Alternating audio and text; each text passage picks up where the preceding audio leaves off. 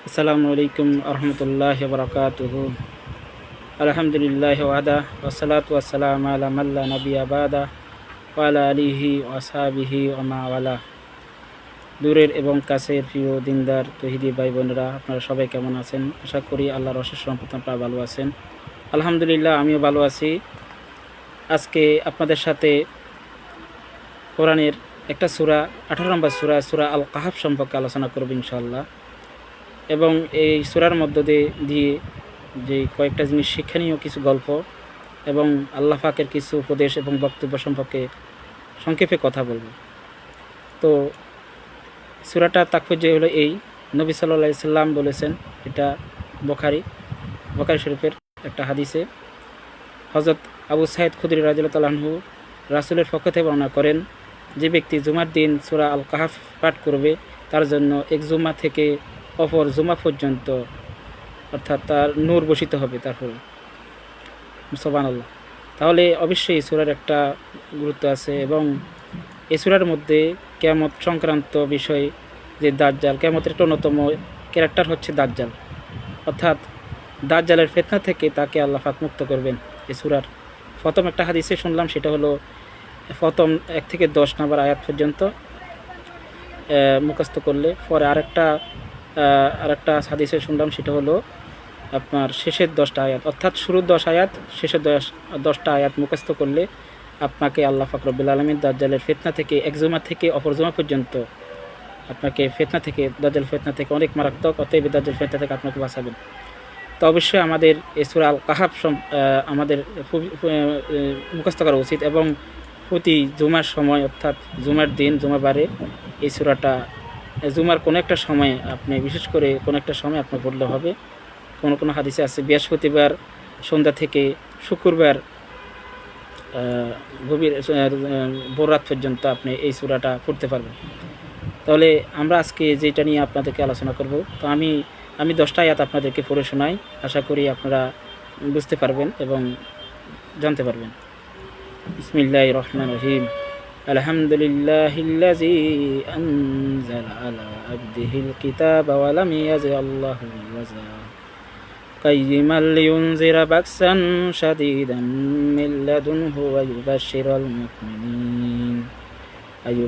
المؤمنين الذين يعملون الصالحات أن لهم أجرا حسنا ماكثين فيه أبدا وينذر الذين قالوا اتخذ الله ولدا ما لهم بها من علم إلا لآبائهم كبرت كلمة تخرج من أفواههم إن يقولون إلا كذبا فلعلك باكٍ نفسك على آثارهم إن لم يؤمنوا بهذا الحديث أسفا إنا جعلنا ما على الأرض زينة الله لنبلوهم أيهم أحسن عملا وإنا لجاعلون ما عليها صعيدا جرزا أم حسبت أن أصحاب الكهف والرقيم كانوا من آياتنا عجبا إذ أوى الفتية إلى الكهف فقالوا ربنا آتنا من لدنك رحمة هيئ لنا من أمرنا رشدا। এই 10টা আয়াত আপনাকে মুখস্থ করবেন। আশা করি আল্লাহ পাক আপনাকে দাজ্জালের ফিতনা থেকে ইনশাআল্লাহ মুক্ত করবেন। তো দাজ্জাল অনেক একটু খারাপ ক্যারেক্টার। দাজ্জাল যদিও এখনও আসে নাই, কিন্তু দাজ্জাল না আসলেও দাজ্জালের যে কার্যকলাপ এখনও বর্তমানে আমরা দেখতে পাইতেছি, বিভিন্ন মিডিয়া, গান বাজনা এবং বিভিন্ন রকমের নারীগঠিত ফিতনা। অতএব এই দাজ্জাল থেকে মুক্ত করতে হলে আপনাকে অবশ্যই সূরা আল কাহাফ পড়তে হবে। এবং নামাজের মধ্যে আপনাদেরকে একটা বিষয় আলোচনা করব। নামাজের মধ্যে আপনাকে দাজ্জালের ফিতনা থেকে একটা দোয়া আমাদের নবী সাল্লাল্লাহু আলাইহি ওয়াসাল্লাম শিখিয়েছেন, সেটা হলো আল্লাহুম্মা আউযু বিকা মিন আযাবিল জাহান্নাম ওয়া মিন আযাবিল কবর ওয়া মিন ফিতনাতুল মাহিয়া ওয়াল মামাত। অতএব 3টা বিষয়ের উপরে শেষ বৈঠকের সময় এই দোয়াটা পড়বেন, তাহলে আপনাকে আল্লাহ পাক রব্বুল আলামিন দাজ্জালের ফিতনা থেকে রক্ষা করবেন, মুক্ত করবেন। তো প্রিয় ভাই বোনেরা, আজকে আমরা যে সূরা সম্পর্কে আলোচনা করব সেটা হচ্ছে সূরা আল কাহাফ। তো এই সূরা আল কাহাফ সূরাটার মধ্যে কী বোঝানো হয়েছে, এটা এত কেন গুরুত্বপূর্ণ এবং এটার তাৎপর্যটা কী? সূরা আল কাহাফ হচ্ছে আপনার প্রথম 1 থেকে 8 নম্বর আয়াত পর্যন্ত, অর্থাৎ আপনার 4টা ঘটনা আছে, 4টা উপদেশবাণী আল্লাহ পাক বান্দাদের উদ্দেশ্যে করেছেন। তো বান্দাদের উদ্দেশ্যে বান্দা যেন রবকে চিনতে পারে এবং রবের দিন অনুযায়ী আপনার জীবনটাকে পরিচালিত করতে পারে, সে বিষয়ে এই সূরার মধ্যে উপদেশ এবং আদেশ নিষেধ ব্যাপার বর্ণনা আছে। তো আমরা যেটা বললাম 4টে ঘটনা, সেটা হলো 1 নম্বর যে ঘটনা সেটা হলো আপনার আসাব অর্থাৎ গুহাবাসীদের কথা আলোচনা আছে, যে গুহাবাসী কারা, যারা আল্লাহর দিনের জন্য, যারা দিনকে রক্ষা করার জন্য গুহাতে আশ্রয় নিয়েছিল। তো তাদেরকে গুহাবাসী বলা হয়, অর্থাৎ ঈমান বাঁচানোর জন্য। তো এই গল্পটা রাখার কারণ একটাই, সেটা হলো যে সামনে যে ফিতনা আসতেছে, যেমন মানুষের নবী সাল্লাল্লাহু আলাইহি ওয়াসাল্লাম বলেছেন যে মানুষের ঈমান এমন একটা অবস্থান হয়ে যাবে যে মানুষ ঈমান হাতে যেরকম আগুন রাখা, আঙ্গার রাখা যে মানুষের কষ্ট আঙ্গার রাখতে যেমন কষ্ট হবে, ঈমান রাখাও সেরকম কষ্ট। আমরা এখন ওইরকম দিনও পালন করতেছি, যেমন সকালে মুমিন থাকবে, হয়তো রাত্রে সেই কাফির হয়ে যাবে, এরকম একটা হাদিস আছে। অতএব সেই দাজ্জালের ফিতনা থেকে আপনি যদি রেহাই না পান, মুক্ত হইতে পারেন, সেই জন্য আল্লাহ পাক এবং আল্লাহ রাসূল সাল্লাল্লাহু আলাইহি ওয়াসাল্লামের মধ্য দিয়ে আমাদেরকে এই কয়েকটা বিষয় আমাদেরকে উপদেশ দিয়েছেন। তো অবশ্যই আমরা সেই অনুযায়ী চলার চেষ্টা করব এবং আমরা যেন আমাদের ঈমানকে হেফাজত করতে পারি। তো গুহাবাসীর কথা আলোচনা হয়েছিল, যেমন 7 জন যুবক এবং একটা কুকুর, তারা এই আপনার গুহাতে আশ্রয় নিয়েছিল। এটা কোরআনে আসছিল, আমি বিস্তারিত বলতেছি না, আপনারা হয়তো ইতিমধ্যে জানেন যে গুহাবাসীর কথা আলোচনা হয়েছিল। তো এই জিনিসটা এই জন্য আলোচনা করা হয়েছিল, কিয়ামতের আগে আমাদের ঈমান রাখতে অনেক কষ্ট হয়ে যাবে, ঈমান যে আমাদের অনেকই হবে। সেই জন্য এই বিষয়ে আমরা যখন এরকম সিচুয়েশনে পড়ব, তখন রাসূল সাল্লাল্লাহু আলাইহি ওয়াসাল্লাম একটা হাদিসে বলেছেন যে তোমরা জঙ্গলে অবস্থান করো, যখন এরকম সিচুয়েশন দেখবে, যখন তোমরা দিক বেদিক হয়ে যাবে, তোমাদের যখন ঈমান রাখতে কষ্ট হয়ে যাবে, তখন তোমরা একটা বকরি বা ছাগল নিয়ে তোমরা জঙ্গলে চলে যাবে। তো সেরকম দিন এখনও আমরা আসে নাই, যদি ভবিষ্যতে আসে, এই গল্পের মধ্য দিয়ে আল্লাহ পাক রব্বুল আলামিন আমাদেরকে ওইটাই বোঝানো হয়েছিল যে তোমরা ওইরকম সিচুয়েশন যখন আসবে, তখন তোমাদের ঈমান বাঁচার জন্য গুহাতে বা জঙ্গলে আশ্রয় গ্রহণ করতে বলছে। তো 2 নম্বর যে গল্পটা এখানে এই যেটা আপনার, সেটা হচ্ছে প্রথম 1 থেকে 8 আয়াত পর্যন্ত আল্লাহ পাক রব্বুল আলামিন কিছু বক্তব্য উপস্থাপন করছেন খ্রিস্টানদের ব্যাপারে, যারা তিনটিতে বিশ্বাসী করে, যারা 3 জন ঈশ্বরকে বিশ্বাস করে, তাদের ব্যাপারে কিছু উপদেশ বলা হয়েছিল। এবং 8 নম্বর আয়াত, 8 থেকে আপনার 9 থেকে 26 নম্বর আয়াতে আছে আসহাবের কাফের ঘটনা, এবং 26 নম্বর আয়াতে পুরোপুরি বিস্তারিত তারা কয়জন ছিল এবং তারা কীভাবে কয়জন আশ্রয় নিয়েছিল, তারা যে বাজারে গিয়েছিল তাদের টাকা নিয়ে, এবং পরবর্তী দেখতে পেল যে তারা 309 বছর, কেউ বলে 310 বছর, 350 বছর তারা ঘুমিয়েছিল, সেই বিষয়ে আলোচনা করা হয়েছিল। তো এই বিষয় নিয়ে তারা কয়জন ছিল, এই বিষয় নিয়ে আবার আল্লাহ পাক বলছে তাদের নিয়ে বেশি তোমরা কথা বললো না, তারা কয়জন আছে এটা একমাত্র আল্লাহ পাক রব্বুল আলামিন ভালো জানেন। যদি আমরা দেখতে পাচ্ছি বর্তমানে বিভিন্ন সিরিয়াল, যেমন ইরানে একটা সিরিয়াল বার করছিল গুহাবাসীকে নিয়ে, তো সেখানে 7 জন যুবককে দেখানো হয়েছে, তো সেটা আল্লাহ পাক রব্বুল আলামিন জানে। তো এদের সব ব্যাপারে বলছে আল্লাহ পাক অল্প কয়জনে জানে। তো আমরা এখন যেটা আলোচনা করবো 26 আয়াত পর্যন্ত আল্লাহ পাক রব্বুল আলামিন আসহাবে গুহাবাসীর কথা আলোচনা করেছে। এবার আমরা আলোচনা করব 27 থেকে 31 আয়াতে আল্লাহ পাক আবার বক্তব্য শুরু করলেন, মানে বান্দাদেরকে বোঝানোর জন্য বিভিন্ন নসিহা, হেদায়েত, এই ধরনের বক্তব্য আল্লাহ পাক উপদেশ দিলেন, আদেশ নিষেধ করলেন। পরবর্তীতে জাহান্নামের ভয় দেখাইলেন। তো আমরা এখন যেটা, তারপরে আপনার 60 থেকে, অর্থাৎ 60 নাম্বার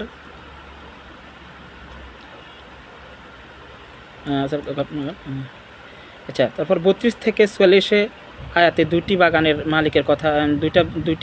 মালিকের কথা আলোচনা করা হয়েছিল।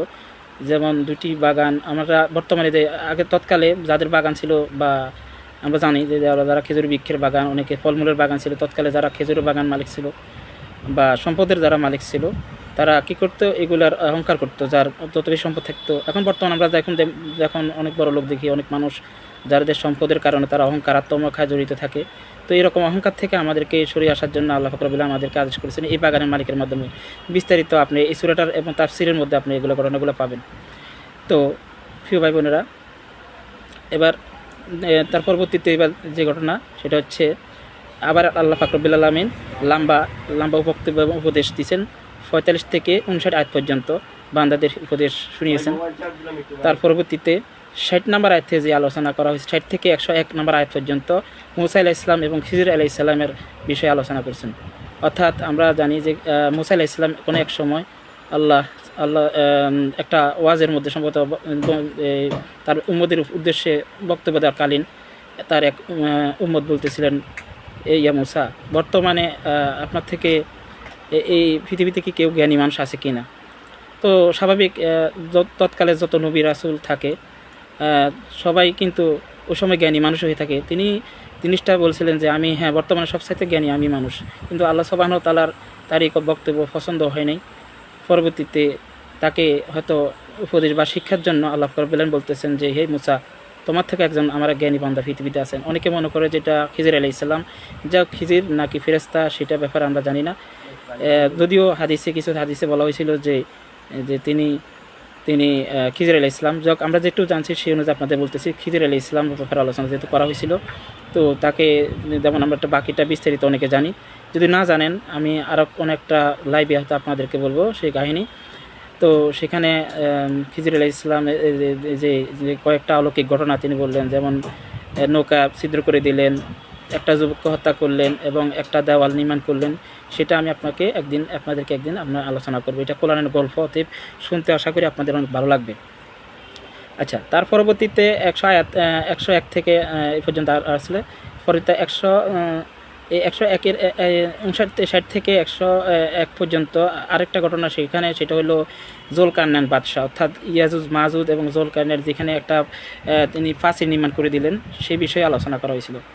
তো ওই ফাঁসির ঘটনা এবং ইয়াজুজ মাজুজ যে কিয়ামত আসবে এবং তাদের সেই ইয়েটা ফাঁসির ভেঙে যাবে এবং এই বিষয় নিয়ে আলোচনা করা হয়েছিল। এবং ইয়াজুজ মাজুজের যে কত মারাত্মক, তারা যে কত ভয়ঙ্কর, যে মানুষ সমাজের উপরে তারা হামলি পড়বে, এটা কিয়ামতের সংক্রান্ত যেহেতু বিষয়, সেই বিষয়ে এখানে এটাও উপস্থাপন করেছে কোরআনে। ইয়াজুজ মাজুজ অর্থাৎ দুইটা গোত্রের মানুষ, এটা কিন্তু মানুষ। আমরা অনেকে মনে করি ইয়াজুজ মাজুজ কোনো দৈত্য দানব, আসলে তারা কোনো দৈত্য দানব নয়, এরা বনি আদমেরই সন্তান। অর্থাৎ এই ইয়াজুজ মাজুজের ব্যাপারে এই কোরআনের 60 থেকে 101 অর্থাৎ মুসা আলাইহিস সালামের ঘটনা পরবর্তীতে এই ঘটনাটা আসছেন। জুলকারনাইন বাদশাহ তিনি ফাঁসি নির্মাণ করেছেন, সেই ঘটনা এখানে আসছেন।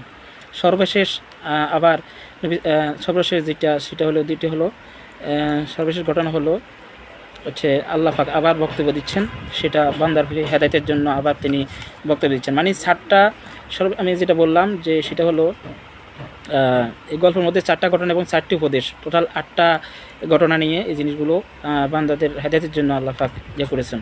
তো প্রিয় ভাই বোনেরা, আমরা সূরা কাহাফ, আমি হয়তো যখন লাইভে আসে অনেক কিছু বলতে আমার ভুলে যায়, সেজন্য আমি দুঃখিত। আশা করি আপনারা এই সূরা আল কাহাফ পুরোপুরি পড়ার চেষ্টা করবেন এবং এটা তাফসীর জানার চেষ্টা করবেন। সুন্দর সুন্দর গল্প এবং কোরআনের সত্যিকার গল্প, কোনো প্রকার মন গড়া উক্তি নয়, এবং কিয়ামত সংক্রান্ত ঘটনাগুলো আপনারা জানবেন। এখানে গল্পের মাঝখানে আরেকটা কথা বলে নিই, সেটা হলো আল্লাহ পাক সুবহানাহু ওয়া তাআলা যে তার মহত্ব, তিনি তার সংক্ষেপে বলতে গিয়ে এটা এবার বলছে যে 7টা সমুদ্র যদি কালি হয় এবং সমস্ত গাছ যদি কলম হয়, তাহলে আল্লাহর মহত্ব এবং আল্লাহর প্রশংসা লেখা শেষ হবে না, সুবহানাল্লাহ। তাহলে আমরা আল্লাহ পাকের কালাম পবিত্র কোরআন এবং পবিত্র কোরআন পড়ার চেষ্টা করব এবং পবিত্র কোরআন তাফসীর যদি আমরা না পড়তে পারি, যারা বিশেষজ্ঞ আলেম তাদের থেকে শুনে নেবেন। বর্তমানে তো ডিজিটাল যুগ, আপনারা বিভিন্ন আলেমদের বক্তব্য এবং ওয়াজ পান, তো সেখানে আমরা বেহুদা গান বাজনা এবং অনর্থক কাজ থেকে সরে এসে এসব আলেমদের থেকে শেখার চেষ্টা করবেন ইনশাআল্লাহ। তো প্রিয় ভাই বোনেরা, আমি সংক্ষেপে বুঝেছি, আমার হয়তো অনেক কিছু স্কিপ গেছে, আপনারা ক্ষমা দৃষ্টি দেখবেন। আশা করি পবিত্র কোরআনের সূরা আল কাহাফের শুক্রবার, অন্ততপক্ষে শুক্রবারে যে কোনো একটা সময় কিংবা বৃহস্পতিবার সন্ধ্যা থেকে শুক্রবার যে কোনো একটা সময় আপনি সূরা আল কাহাফের প্রথম 10টা আয়াত আর না হলে শেষের 10টা আয়াত আশা করি পড়ার চেষ্টা করবেন এবং আমার জন্য দোয়া করবেন। আশা করি ভালো থাকবেন। আর আমাদের বাংলাদেশে বর্তমানে উত্তর দক্ষিণ অঞ্চলের পূর্ব অঞ্চলের কিছু মানুষের 8টা জেলাতে বর্তমানে বন্যা পরিস্থিতি খুবই ভয়াবহ। যদিও মানুষ সাহায্য করতেছে, কিন্তু আমি এখনও আমার বাড়ি কিন্তু নোয়াখালীতে। আমি ওই অঞ্চলেরই মানুষ। আমি জানতে পারলাম যে ওই অঞ্চলের এখনও অনেক মানুষ আছে এতে ত্রাণ পাচ্ছে না এবং সাহায্য সহযোগিতা পাচ্ছে না। তো আমি কারো থেকে বলতেছি না যে আমাকে দেন। তো আমি চাইবো যে আমাদের ওই অঞ্চলে যারা ত্রাণ দিতে যাইতেছে তাদেরকে অনুরোধ করবেন যে আমার ওই এলাকাটা হচ্ছে নিয়াজপুর ইউনিয়ন, অন্তত পক্ষে ওই এলাকাতে কিছু মানুষকে যেন পাড়াই দ্বীপের অঞ্চলের মানুষের এখনও তারা পানিবন্দী, তারা বাইর হতে পারতেছে না। দয়া করে তাই ওখানে আপনারা আপনাদের ত্রাণ সামগ্রী পাঠাই দেন। তো ভালো থাকবেন এবং কোরআনের সাথে থাকবেন, আল কোরআনকে পড়ার চেষ্টা করবেন। তো আপনারা আমার জন্য দোয়া করবেন। সব ভালো থাকবেন। আসসালামু আলাইকুম ওয়া রাহমাতুল্লাহি ওয়া বারাকাতুহু। সুবহানাকা আল্লাহুম্মা বিহামদিকা ওয়া আস্তাগফিরুকা ওয়া আতুবু ইলাইক।